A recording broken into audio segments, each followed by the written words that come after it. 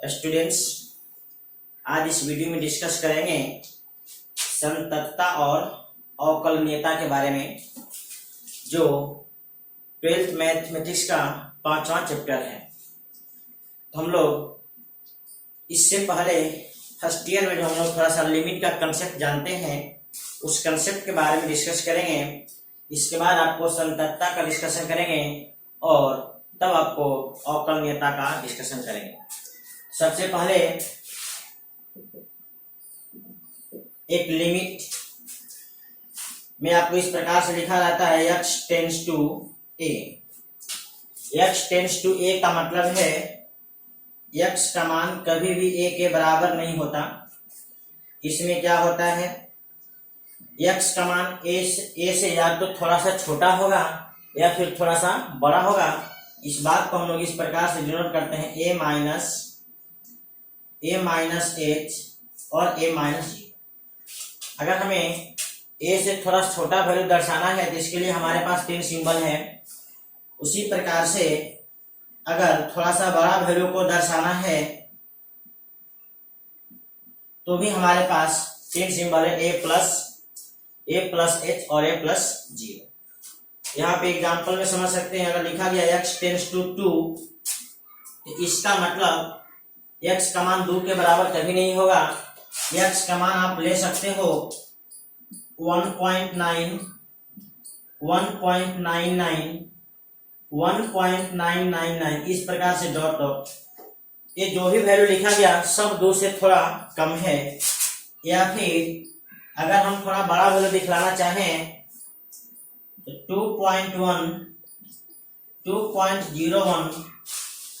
2.001 इस प्रकार से डॉट डॉट, ऐसे बहुत सारे वैल्यू आपको 2 से थोड़े से बड़े होंगे।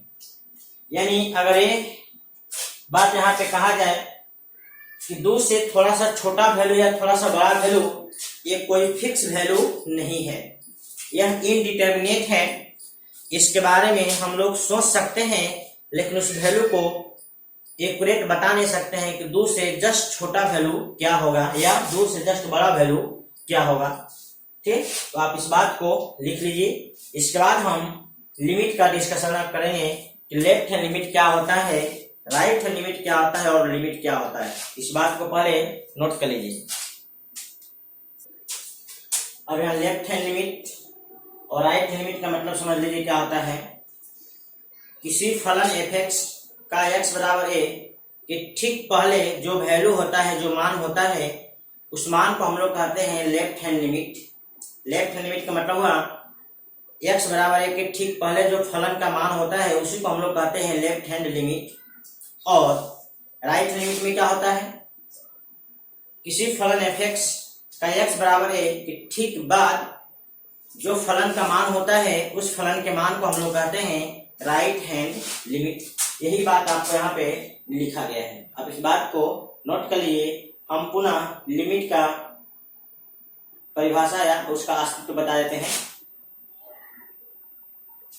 लिमिट का समझ लीजिए, किसी फलन f(x) का x बराबर a पर लिमिट का अस्तित्व तभी होता है जब फलन f(x) का x बराबर a पर लेफ्ट हैंड लिमिट और राइट हैंड लिमिट ये दोनों वैल्यू एक समान हो। ठीक, तब हम लोग कहते हैं कि फलन f(x) का x बराबर a पर लिमिट का अस्तित्व है। तथा लिमिट का वैल्यू क्या होगा, तो लेफ्ट हैंड लिमिट और राइट हैंड लिमिट ये दोनों जब इक्वल ही है तो इसका जो वैल्यू आएगा वही आपको लिमिट का वैल्यू कहलाएगा। तथा limit x tends to a f(x) बराबर क्या होगा, तो इन दोनों का जो वैल्यू आएगा यही आपको कहा जाएगा। तो हो जाएगा limit x tends to minus a या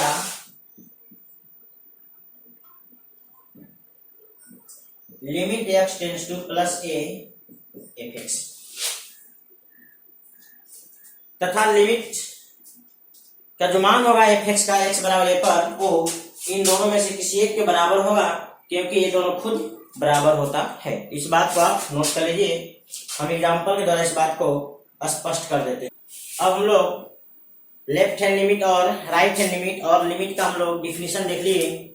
अब इसको बारी बारी से हम लोग समझ लेते हैं।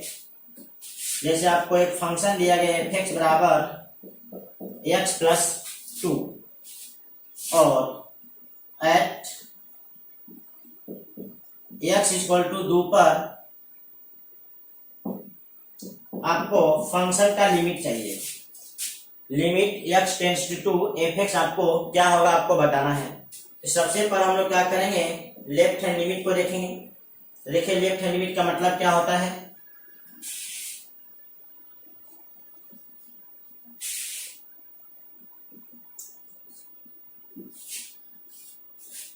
हम लोग x का मान 1.1 मतलब 2 से थोड़ा सा कम रखेंगे। 1.99 1.999 इस प्रकार से हम लोग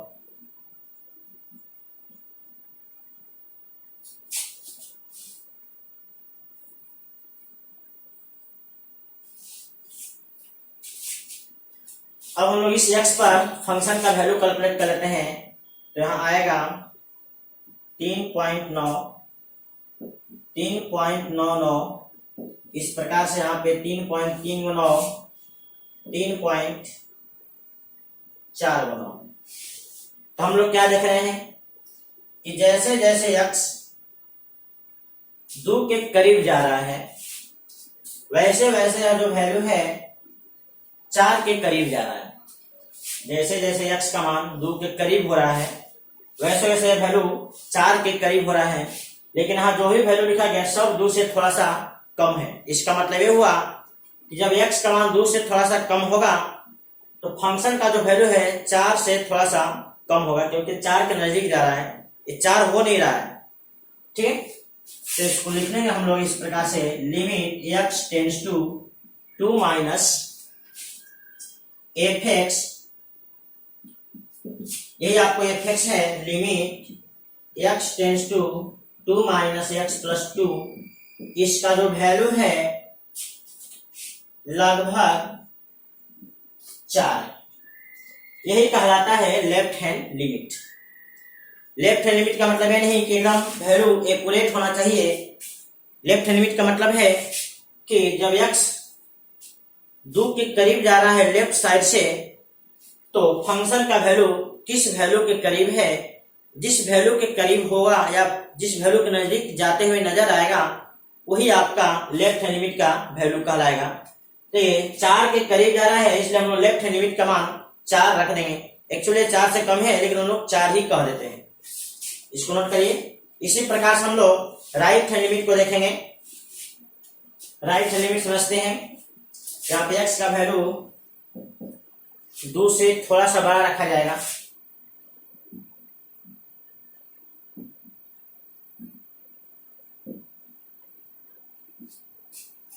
अब इस x के वैल्यू पे फंक्शन का मान कैलकुलेट करिए। तो 4.1 4.01 001 इस प्रकार से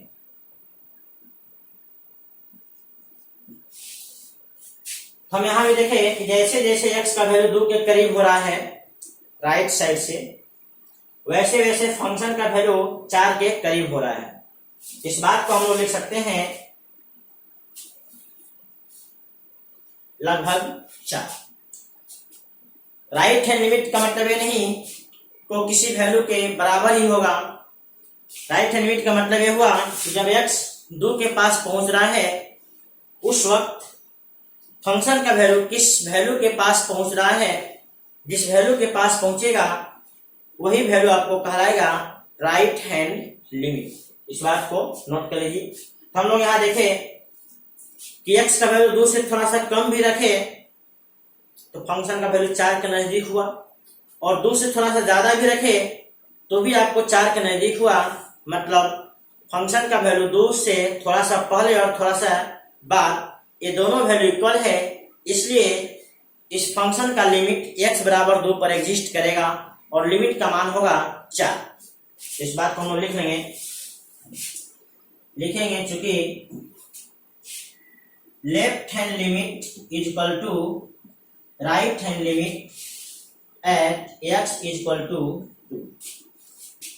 x इज इक्वल टू 2 पर लेफ्ट हैंड लिमिट और राइट हैंड लिमिट दोनों इक्वल है, इसलिए limit x tends to 2 fx exist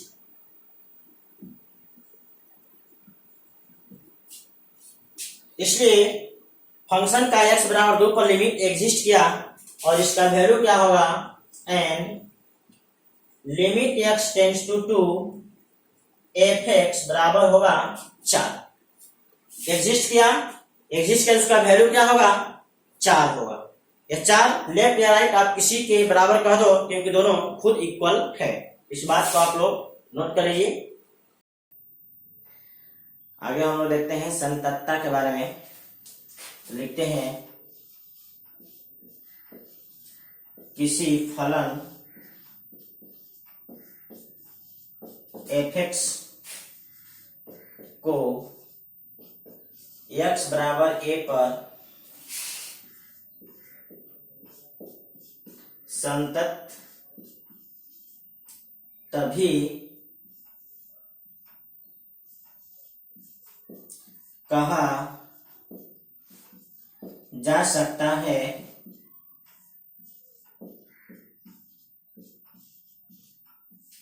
यदि limit x tends to a fx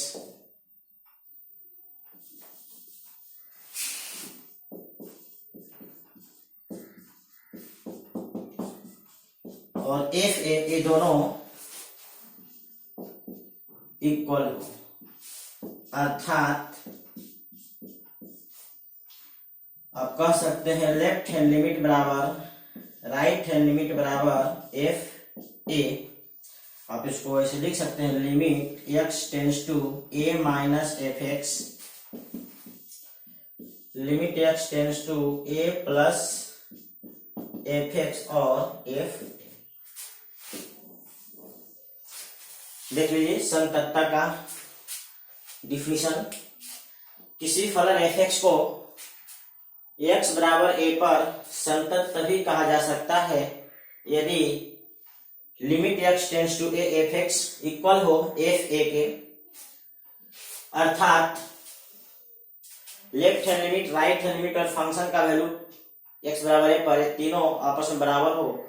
उस बात को हम लोग इस प्रकार से लिख सकते हैं, limit x tends to a minus F X जो कि लेफ्ट हैंड लिमिट कहलाता है, limit x tends to a plus F X ये राइट हैंड लिमिट कहलाता है, और ए एफ ए ये आपको फंक्शन का a पर वैल्यू है।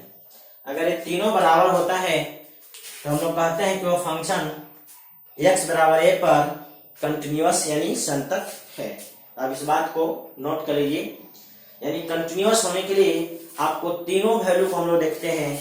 किसी पॉइंट पर अगर कोई फंक्शन कंटिन्यूअस है तो उस पॉइंट पर का वैल्यू, उस पॉइंट के पहले वाला वैल्यू, उस पॉइंट के बाद वाला वैल्यू, तीनों वैल्यू आपको इक्वल होना चाहिए। इस बात को आप लोग नोट कर लीजिए। अगला हम लोग देखेंगे असंततता के प्रकार।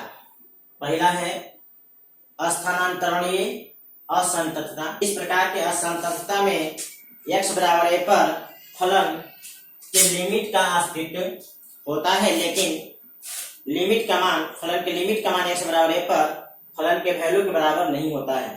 जैसे यहाँ देख लीजिए पॉइंट ए और बी, पॉइंट ए पे भी आपको लिमिट एग्जिस्ट किया, पॉइंट बी पे भी किया, लेकिन लिमिट का वैल्यू फलन के पॉइंट ए पर जो वैल्यू है उसके बराबर नहीं है, और यहाँ पर फलन का मान जो बी पर है उसके बराबर नहीं है। तो इस प्रकार से कोई फंक्शन अगर आपको डिसकंटिन्यूअस होता है यानी असंतत होता है, उसे कहते हैं स्थानांतरणीय असंततता। ऐसा लग रहा है कि इस पॉइंट को यहाँ से स्थानांतरण करके नीचे या ऊपर कर दिया गया है, इसलिए इसका नाम दिया गया है स्थानांतरणीय असंततता। नोट कर लीजिए असंततता का प्रथम सिद्धांत। इस प्रकार के असंततता में लेफ्ट हैंड लिमिट और राइट हैंड लिमिट का मान x बराबर a पर एक समान नहीं होता है। जैसे यहाँ देख लीजिए लेफ्ट लिमिट और राइट लिमिट दोनों इक्वल नहीं है, लेकिन फंक्शन का वैल्यू लेफ्ट वाले के बराबर है, इसमें फंक्शन का वैल्यू राइट वाले के बराबर है, और इसमें फंक्शन का वैल्यू न लेफ्ट के बराबर है न राइट के बराबर है। इन तीनों शर्त में जो फंक्शन असंतत है, ठीक, तो इस प्रकार के असंततता का जो कारण है इसको कहेंगे असंततता का प्रथम सिद्धांत। ये आप नोट कर लीजिए, ये दूसरा है। इसके बाद हम तीसरे वाले में चलते हैं।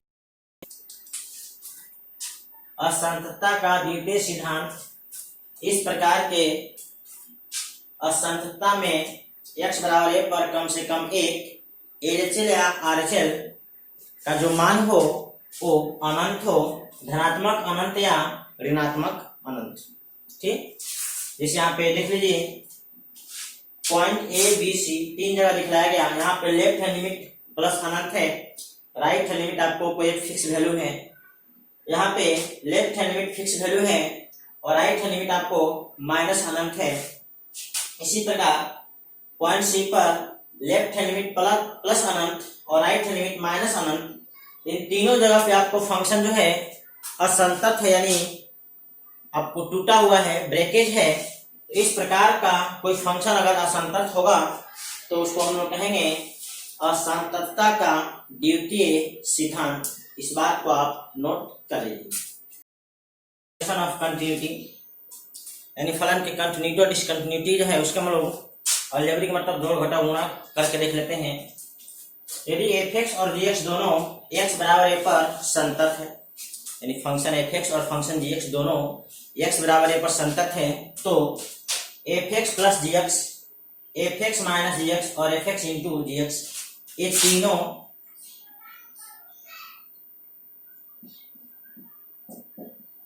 तीनों x बराबर a पर संतत होगा। ये तीनों x बराबर a पर संतत होगा, लेकिन इस a जो है x बराबर a पर संतत तभी होगा जब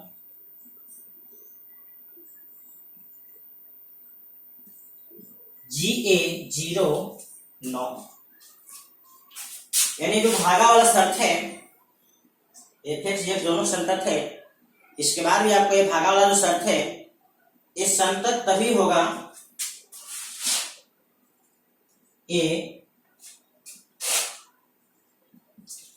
x बराबर a पर संतत तभी होगा जब GA नॉट 0 हो, मतलब g का मान x बराबर a पर 0 नहीं होगा तब जाके संतत होगा। अगर शून्य हो जाएगा उस कंडीशन में यह असंतत हो जाएगा।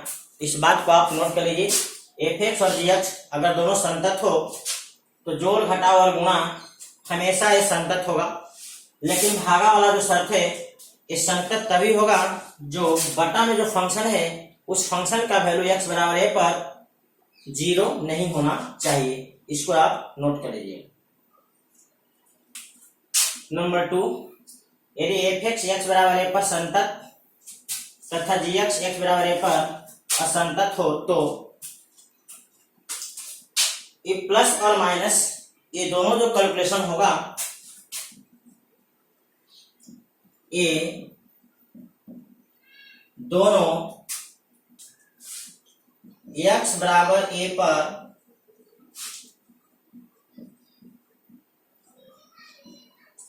असंतत होगा, लेकिन ये दोनों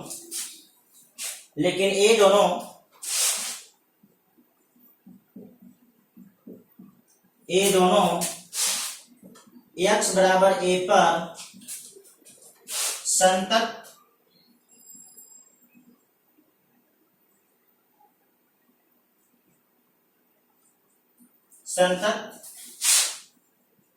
हो सकता है यदि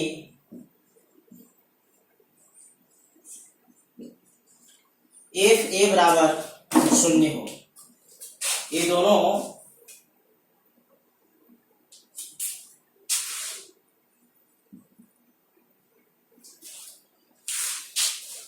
दोनों x बराबर a पर संतत हो सकता है यदि एफ एक्स का मान x बराबर a पर 0 हो, क्योंकि 0 होगा तो ये असंतत होगा, तो इसका डिफरेंट वैल्यू होगा, और जब 0 से गुणा करोगे तो उसको 0 बना देगा, यानी वैल्यू को सेम कर देगा। उसी प्रकार से 0 में डिफरेंट वैल्यू से भागा देने के बाद भी आपको 0 ही आएगा। इसलिए अगर x बराबर a पर एफ एक्स का मान 0 हो तो gx को डिसकंटिन्यूअस होने के बाद भी गुणा और भागा कंटिन्यूअस हो जाएगा x बराबर a पे। लेकिन अगर एफ एक्स का मान f बराबर a यानी एफ एक्स का मान a पर 0 न हो तो फिर आपको ये गुणा और भागा दोनों डिसकंटिन्यूअस होगा। इस बात को आप नोट करेंगे। तीसरा नंबर देखिए, जब एफ एक्स और जी एक्स दोनों x बराबर a पर असंतत हो तब क्या होगा? जोड़ घटाव गुणा भागा ये चारों जो कैलकुलेशन है ये आपको संतत भी हो सकता है और असंतत भी हो सकता है। वो निर्भर करेगा एफ एक्स और जी एक्स के वैल्यू किस प्रकार से हैं। लिख लें, ये चारों संतत या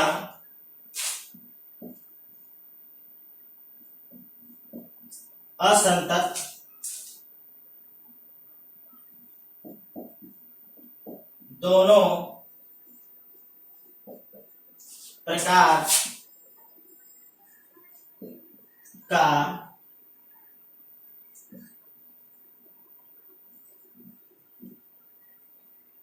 दोनों प्रकार का संभावना है।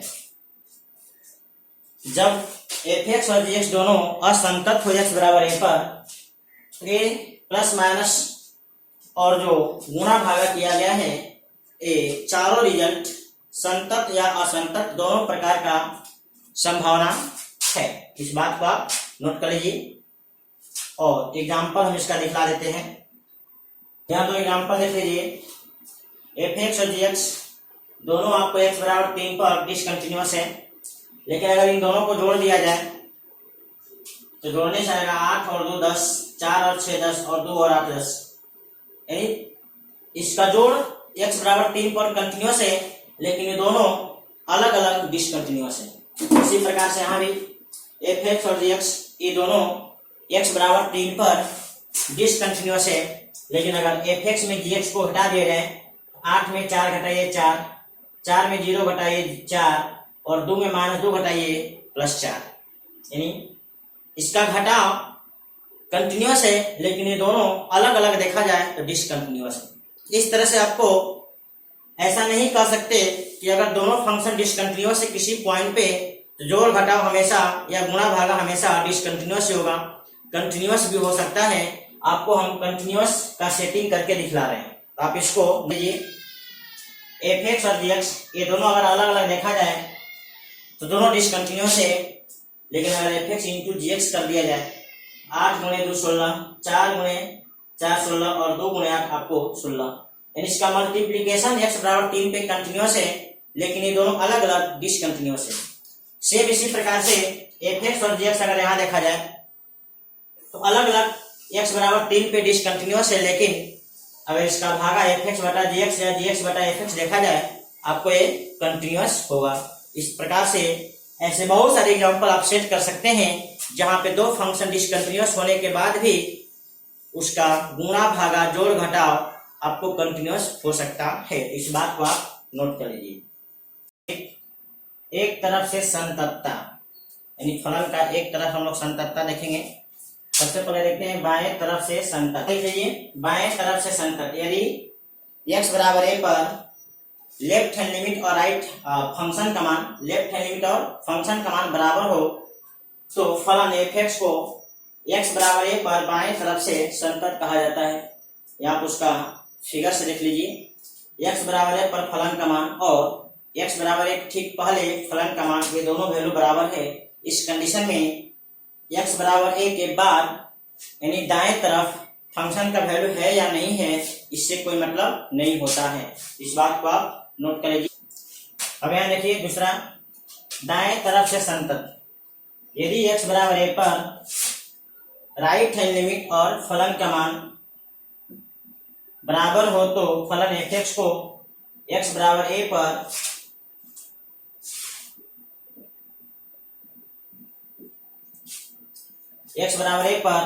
दाएं तरफ से संतत कहा जाता है। इसका फिगर आप देख लीजिए, इस प्रकार से होगा। यानी यहाँ पे फलन f(x) का मान x बराबर a पर और a के ठीक बाद ये दोनों एक ही जगह पे है, इसलिए आपको ये दाएं तरफ से संतत है। बाएं तरफ वैल्यू देखने का कोई जरूरत नहीं है, वैल्यू है कि नहीं है उससे हमें कोई मतलब नहीं है। आप इसको नोट कर लीजिए। ये हो गया आपको दाएं तरफ से फलन x बराबर a पर जब संतत होगा, इसको नोट कर लीजिए। यहाँ लिख लीजिए, दोनों तरफ से संतत। यदि x बराबर a पर left hand limit, right hand limit और f a ये तीनों बराबर है तो फलन f(x) को x बराबर a पर दोनों तरफ से संतत या संतत कहा जाता है।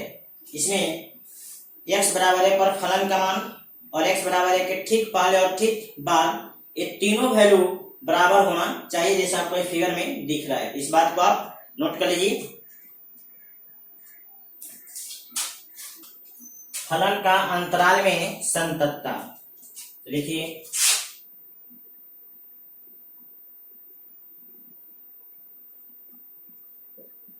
फलन f(x) x belongs to a, b ये बंद अंतराल है, बंद अंतराल में संतत है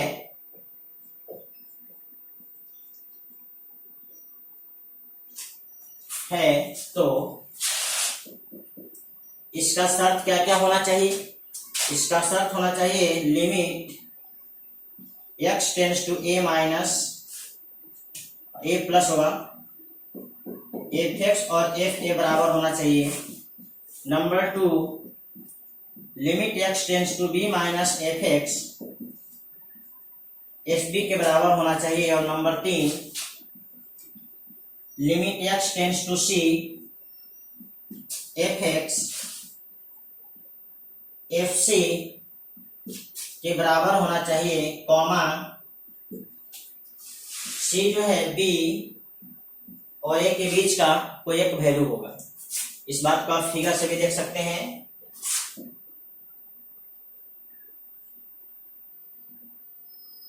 b और a देख लीजिए। a पर दाएं तरफ से संतत, a पर दाएं तरफ संतत, b पर बाएं तरफ से संतत और a और b के बीच में कोई एक वैल्यू c है। इस c पर आपको कंटिन्यूअस होना चाहिए दोनों साइड से, तब जाकर के हम लोग कहेंगे कि जो फंक्शन है f(x) a से b क्लोज इंटरवल में यह संतत है। इसके लिए आपको ये तीनों शर्त आपको होना चाहिए। इस बात को आप नोट कर लीजिए। 2, फलन f(x) x belongs to open interval a, b में अगर संतत है यानी खुला अंतराल में संतत है, इसके लिए ये दो शर्त की कोई जरूरत नहीं है, यही आपको शर्त काफी है। Limit x tends to c f(x) equal to fc, जहां पे c a और b के बीच में होना चाहिए। यहाँ पे ये आपका ओपन है, यानी a और b के बीच में एक वैल्यू c है। इस c पर लिमिट का वैल्यू और फंक्शन का वैल्यू दोनों बराबर होना चाहिए। अगर ऐसा शर्त होता है तो हम कहेंगे f(x) जो है a, b खुला अंतराल में संतत है। इस बात को आप नोट कर लीजिए। यदि बंद अंतराल का बात होगा a और b की हम लोग बात करेंगे, यदि खुला अंतराल का बात होगा तो सिर्फ और सिर्फ a और b के बीच वाले पॉइंट पे बात किया जाएगा। इस बात को आप नोट कर लीजिए। किसी फलन को संतत फलन तभी कहा जा सकता है जब फलन अपने प्रांत यानी डोमेन के प्रत्येक मान पर संतत हो। यानी किसी फंक्शन को हम लोग संतत यानी कंटिन्यूअस तभी कह सकते हैं जब वह डोमेन के प्रत्येक पॉइंट पर संतत हो। इस बात को आप नोट कर लीजिए।